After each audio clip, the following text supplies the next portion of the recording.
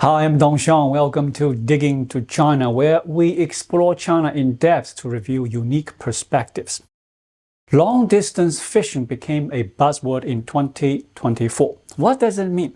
It refers to officials, particularly those in public security departments, from financially strapped provinces arresting entrepreneurs from other regions. By detaining these entrepreneurs, they generate revenue, a practice widely regarded as legalized robbery. Why has long-distance fishing become so rampant? Why do I claim that its rise reflects the collapse of China's fiscal model and the breakdown of the social contract? In this video, I'll explore the phenomenon of long-distance fishing and the deeper issues it reveals.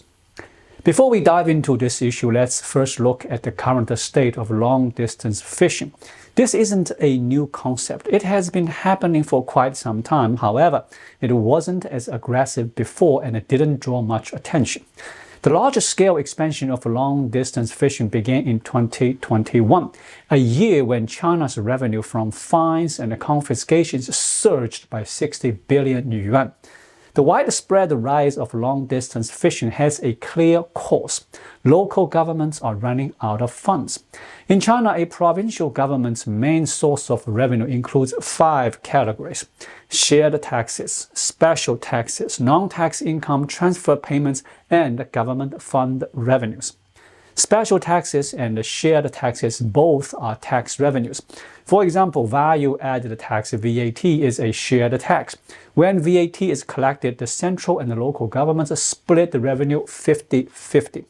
In contrast, taxes like the urban construction tax are special taxes where the entire revenue goes to the local government. Non-tax income. This includes revenues from fines and the sale of state-owned assets. Transfer payments. These are funds from the central government that support the local governments. Government fund revenues. This mainly consists of income from land sales, which is a significant revenue source for local governments. In addition to these direct revenue streams, local governments can also raise funds through borrowing. However, borrowing provides funds without being considered revenue in the strict sense. Since the onset of the Chinese real estate crisis in 2020, government fund revenues, which form a major part of local government income, have seen a sharp decline. Data from the National Institute of Financial and Development, part of the Chinese Academy of Social Science, shows that the share of government fund revenues in total local government income dropped from a peak of 35% in 2020 to 27% in 2022. In 2023, this proportion further decreased to just 24%. The decline in recent years isn't just limited to land-based finance. Tax revenues have also been affected by the economic slowdown. The combined share of shared and special taxes dropped from approximately 33% in 2018 to 28% in 2022. The situation in 2024 is expected to be even worse, with projections suggesting a further drop to 25%. Looking at the timeline, the decline in land-based finance and tax revenue has coincided with a sharp increase in fine and confiscation income. Geographically, the national data provides a somewhat optimistic view, but when we focus on individual provinces, the issue becomes much more evident. According to data from the National Institute of Financial and Development, several economically weaker provinces in China, including Tibet, Guangxi, Inner Mongolia, Liaoning, Heilongjiang, and Jilin have nearly no local revenue. In these provinces, the transfer payments from the central government accounts for more than 50% of the local government's income, making these payments the primary source of funding. At the same time, it is evident that these provinces are also the hardest hit by long-distance fishing. In the paper, Where Does the Confiscated Income Go? Provincial Differences, Internal Structures, and Governance Suggestions, co-authored by Professor Yang Liang Song from Southwest University of Finance and Economics and his student Cao Ming. Provinces with a high reliance on confiscated income are identified. The top provinces in this regard are Guangxi, Liaoning, Inner Mongolia, Heilongjiang, Tibet, and Jiangxi. This ranking closely correlates with the level of dependence on central government transfer payments. The lower the revenue from land sales and taxes in a region, the more severe the issue of long-distance fishing. By examining both the timeline and the geographical factors, it is clear that the rampant issue of long-distance fishing stems from local governments facing a financial shortage. Some might question why local governments would turn to long-distance fishing in times of financial strain. Can the decline in land sale revenues really lead to such a crisis that they need to rely on this practice just to stay operational? The answer seems to be yes. In some provinces, the financial situation is much worse than we might think. Local governments in these areas are on the verge of collapse, with debt being the core issue driving this crisis. Let's take Heilongjiang as an example. Currently, 74% of Heilongjiang's fiscal revenue comes from transfer payments, while government fund revenues make up only 3%. Tax revenues combined account for just 14%. To put this in concrete terms, in 2023, Heilongjiang's total revenue reaches 891 billion yuan, with most of it being central government subsidies. This is clearly inadequate. As noted in Heilongjiang's official report, in 2023, the province paid 116.1 billion yuan to settle its debt. However, this amount only covers visible debt and does not include some of the hidden liabilities. In China's current situation, it is estimated that the local government's hidden debts have already surpassed the scale of regular debts. Additionally, because these hidden debts fall into a gray area, their interest rates are typically higher than those conventional loans, leading to significantly higher annual interest payments. The exact amount of hidden debt held by Heilongjiang governments is unknown, and it's likely no one in China has full visibility into this. However, we can make an approximate estimation. A 2021 study projected that by 2019, Heilongjiang's hidden debt had already reached 820 billion yuan, which is almost equal to the province's visible debt. While the exact yearly expenditure on hidden debt isn't the central issue, the real concern is that, at this point, Heilongjiang's government cannot rely on its own resources to repay its debt. It's no longer just about repaying the principal, it's even uncertain whether the province can cover the interest payments. Without the transfer payments, Heilongjiang's total annual revenue is only 101 billion yuan, while its publicly acknowledged debt repayment costs amount to 116 billion yuan. The province can't even manage its regular debt, let alone its hidden liabilities. In the past 2 years, the decline in land finance revenue, the maturity of local debts, and the central government's continued adherence to debt discipline from 2023 to the first half of 2024, refusing to provide debt guarantees for local governments, have significantly intensified the pressure on these local governments. When we think about the fiscal pressure on local governments, we often focus on the issue of local authorities running out of funds, which leads to salary cuts or arrears for public employees, causing social unrest. While this is certainly a problem, the reality is that temporary salary arrears for public employees are not that significant. Even if civil servants go unpaid for a year, they still hold authority and have a relatively secure, respected job. A year of unpaid salaries is unlikely to cause major disruptions. The real danger of local government fiscal issue is the risk of debt defaults, which is something local governments cannot tolerate. While a few defaults on local investment bonds, such as city investment bonds, might be manageable, a default on publicly recognized debts, those borrowed directly under the government's name, would have severe consequences. It could easily set off a chain reaction of further defaults. For example, if a local government defaults on its debt, Creditors might become hesitant to lend money, making it harder for the government to secure new loans to pay off old ones. This could also result in lenders demanding early repayment, which might lead to some banks going bankrupt and triggering a chain reaction. Furthermore, in the context of Xi Jinping's strong anti-corruption stance, if an official were responsible for such a crisis, such as an entire province going bankrupt, it's highly likely that they would face a rigorous investigation. What official could survive such an inquiry? The probable outcome would be a lengthy prison sentence, something no province would want to happen. When local governments can no longer rely on land sales for revenue, what are their alternatives? Referring to the earlier chart, once government funds from land sales are out of the picture, local governments have limited options.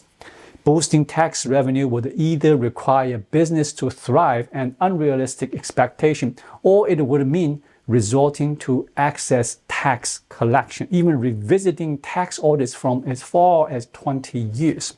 But this strategy is ultimately unsustainable. The next option is to rely on central government transfers, but the size of these transfers is beyond the local control, as they are determined by the central government's discretion. With little power over this, local governments are left with no choice but to turn to non-tax revenue, specifically rely on practices like long-distance fishing.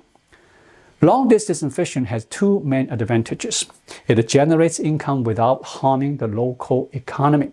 When this practice first emerged, some suggest that if all the fine revenues were directed to the national treasury, the issue would be resolved. The 2020 regulation on fines already mandated that such revenues be sent to the national treasury. However, this hasn't changed the underlying situation because the financial crisis at the local level remains. In fact, even if long-distance fishing were completely banned, it won't solve much. The core issue is that long-distance fishing represents a form of profit-driven law enforcement, where power is used to generate financial gain. Even if this practice is stopped, other similar exploitative actions would continue to emerge, simply taking a different form. After all, when officials have power, can they afford to watch themselves face bankruptcy or ruin without doing something about it? The lack of funds in local government is the immediate cause behind the surge in long-distance fishing and profit-driven law enforcement. However, if we look deeper into the issue, both long-distance fishing and any potential future forms of exploitative law enforcement are, in fact, the initial consequences of the collapse of China's fiscal model. They are the first wave of repercussions from the breakdown of the social contract between the Communist Party and the people. How should we interpret this? Let's take a look at the land finance model, the traditional revenue generation method of local governments. What is this true essence? On the surface, land finance can be seen as an exploitation model, a new form of taxation that complements traditional taxes like VAT, consumption tax, and income tax. However, it is more than that. It represents a contract through which wealth is shared between the people and the Chinese Communist Party. Although I have often criticized the Communist Party's land finance model for driving up housing prices and causing hardship, we must also recognize a key point. Before the real estate bubble burst, during the period of rising housing prices, people were generally willing to pay land taxes. In fact, many regretted not being able to secure a spot in the lottery or save enough for a down payment, not because they objected to tax, but because they feared missing the chance to be taxed. The reason behind this is that once you were involved in the land finance exploitation cycle, your wealth would grow substantially as housing prices soared. From 2012 to 2020, the average household assets in China increased by nearly 800,000 yuan, largely driven by the surge in property prices. Naturally, during this period, the government also profited immensely. At its core, while this tax is collected from the people, it still operates as a mutually beneficial arrangement. This created a de facto contract between the people and the Communist Party. However, it was a flawed contract as it was fundamentally based on a Ponzi scheme, which made it inevitable for the contract to eventually fall apart. Indeed, once China's property market reaches its peak, this contract began to disintegrate. The problem is that the Chinese government has never been able to establish a traditional contract with its people.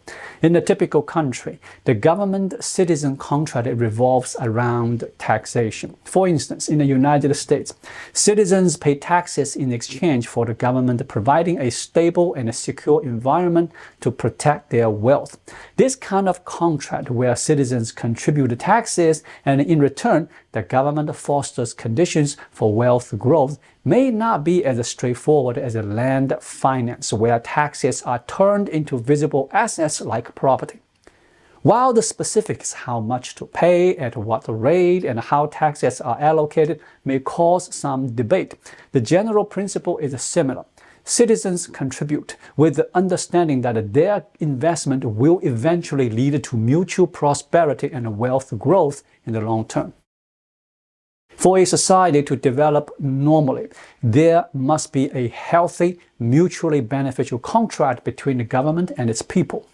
After collecting taxes, the government should ensure that the citizens' wealth increases. In the US, the tax system represents such a win-win arrangement. Similarly, China's land finance model before the real estate bubble burst followed this logic. However, the current practice of relying on non-tax revenues like long-distance fishing clearly deviates from this model. It represents a situation where the government benefits while the people lose. The problem now is that following the collapse of the real estate bubble, establishing a normal win-win tax contract is simply unfeasible in China. The core issue lies in the fact that the tax system is built on the principle of no taxation without representation. In China, however, the absence of democracy means that this principle doesn't apply, as citizens do not have the right to representation. In China, it's clear to the public that when they pay taxes to officials, these officials aren't there to protect their wealth, but to exploit it. The notion of contributing to the Communist Party for better development is simply not a viable solution. This issue isn't exclusive to China. It's a challenge faced by authoritarian regimes in general. Such states typically find it difficult to establish contracts and sustain normal societal operations through the traditional taxation systems. Another factor is the redundancy of Chinese officials, the scale of government spending, and the extensive presence of state-owned enterprises, all of which make it difficult for China to rely solely on tax revenue for its operations. Let's consider an assumption. China's total tax revenue is around 18 trillion yuan annually, making up 14% of GDP. This doesn't imply China has a low tax rate. Rather, the government has supplemented its income through other means, such as land sales. However, government expenditures amount to about 45% of GDP. To fund this entirely through taxes, the tax rate would need to triple. Would the public accept such a massive increase? Clearly not. Aside from the potential decline in incomes, China is still a developing country. Such a drastic tax hike would result in corporate income and VAT rates higher than those of many developed Western countries. Who would still want to invest or do business in China under such circumstances? The Chinese government is too vast, preventing it from relying solely on tax revenue to meet its financial needs. Historically, due to the absence of a democratic system, the Communist Party and the people have been unable to establish a typical mutually beneficial tax relationship. Unlike Russia, which can rely on oil exports for wealth, China doesn't have such resources to fall back on. The Communist Party should have collapsed a long time ago, but it found a temporary solution through land finance, using rising property price to create a Ponzi scheme that briefly established a win-win arrangement with the people. Now, with the collapse of this scheme, that contract is unraveling. This unraveling is, I believe, the root cause of the widespread profit-driven law enforcement seen in China today. To address the widespread issues of profit-driven law enforcement and the long-distance fishing, China seems to have two potential solutions. The first is for the Communist Party to drastically cut its expenditures to align with the revenue generated from current tax collections. This would require reducing government spending by around 2/3 and slashing the number of public sector jobs. This approach would also prevent Xi Jinping from making arbitrary decisions like shifting focuses between electric vehicles one day and chip manufacturing the next, a feat that the Communist Party currently cannot achieve. The second option is to establish a new social contract, but without a democratic system in place, it seems the Communist Party has yet to identify a viable alternative to the Ponzi-like agreement previously sustained by real estate. Unless these 2 points are addressed, the fiscal difficulties faced by local governments, along with the profit-driven law enforcement behaviors arising from these financial constraints, will remain entrenched. Furthermore, such profit-driven law enforcement is likely to spread over time. While regions like Inner Mongolia and northeast China are currently the primary culprits, with coastal provinces raising concerns, this is mainly because these coastal areas have not yet experienced the same level of fiscal collapse. At present, no province in China can rely solely on tax revenue to ensure its fiscal stability. As the real estate market continues to decline, it's only a matter of time before every province faces fiscal crisis. However, this doesn't necessarily mean that things will worsen overnight. While the central government may not be able to address the underlying issues, it has taken some steps to ease the situation.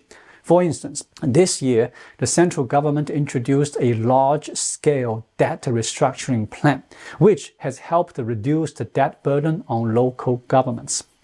Additionally, salary increases for all public sector employees have been implemented to soothe the workforce.